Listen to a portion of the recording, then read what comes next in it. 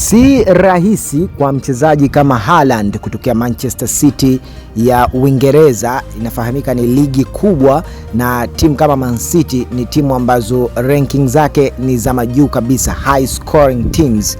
Na hapa unazungumzia zaidi jinsi ambavyo habari kubwa imetrendi kwenye mitandao ya kijamii, ikimwonyesha namna ambavyo Haaland amevutiwa zaidi na skills pamoja na uchezaji wa mchezaji kutokea klabu ya Wekundu wa Msimbazi, nikizungumzia Simba. Mchezaji huyu si mwingine bali anaenda kwa jina la Mo Bajaber. Ni mchezaji ambaye anafanya vizuri kweli kweli, ni kiungo ambaye kwenye masuala mazima ya soka amekuiva vilivyo. Ukitazama uwezo wake mkubwa na jinsi muonekano wake ulivyo, utajua kweli huyu jamaa ametumwa kazi na ni mtu wa kazi kweli kweli.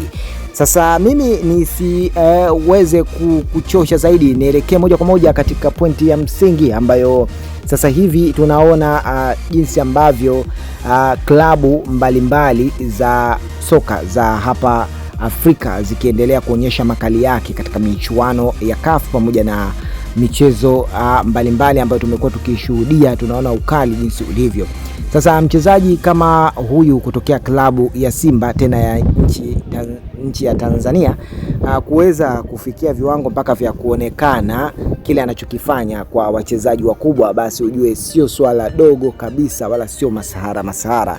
Ujue kwamba hili halijatokea accidentally, yani kwa bahati mbaya ama kwa ajali. Ni jambo ambalo limetokea kutokana na juhudi, lakini pia na kujitoa kwa wachezaji, na hili ni funzo kubwa pia kwa wachezaji wengine ambao maybe walikuwa wakifikiri kwamba wanachokifanya hakifiki mbali. Siku hizi kumekuwa na social networks na social medias ambazo zina nguvu na power kwelikweli ya kuweza kuchochea vitu kufika mbali. So wachezaji wanatakiwa wapambane, waweze kutengeneza nafasi zaidi za kimichezo pamoja na kuvikuza vipaji, yani talanta zao ziweze kuonekana kwenye mataifa ya mbali zaidi. Hayo ndio machache ambayo nimekuandalia kwa siku ya leo. Kwa wewe ambaye bado hujajiunga na familia yetu hii ya sports, hakikisha kwanza tayari umekwisha subscribe, yani gusa maandishi mekundu hapo chini ili usiachwe na habari moto.